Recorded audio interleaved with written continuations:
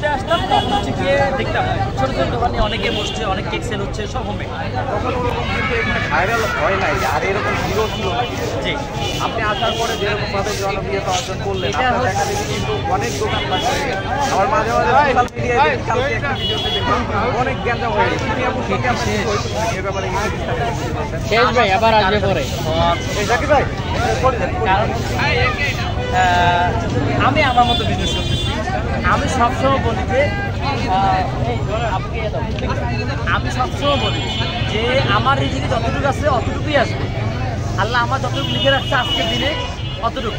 আল্লাহ যদি লিখে রাখে 5টা কেক, আমার রিজিক আছে 5টা, যদি 50টা লিখে রাখে 50টা, আমারটা আমার রিজিক অতটুকু অতটুকু আসবে। আপুটা বা আরও যারা আছে সবাইটা অতটুকু আসবে।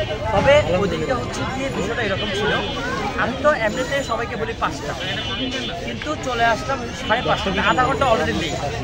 আমার জায়গাটা এখানে বসি, আর ওই কর্নারে যেখানে আপু বসছিল, আমি সমালোচনা করবো না, যেটা ট্রু সেটাই বলতেছি।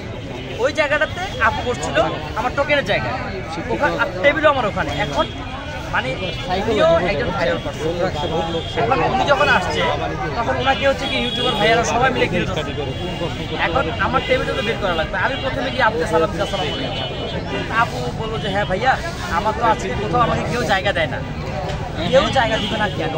এখানে তো অনেকেই বসতেছে, অনেকে বসতেছে না, কারো হয়তো তো কোনো সমস্যা হচ্ছে না। আপনার সাথে কেন হচ্ছে এটা আপনি জানেন। আপনি 10 মিনিট আপনার কাছে টাইম চাইছিল, কিন্তু এই টাইমটা কিন্তু আপনি দেন নাই ভিডিওতে।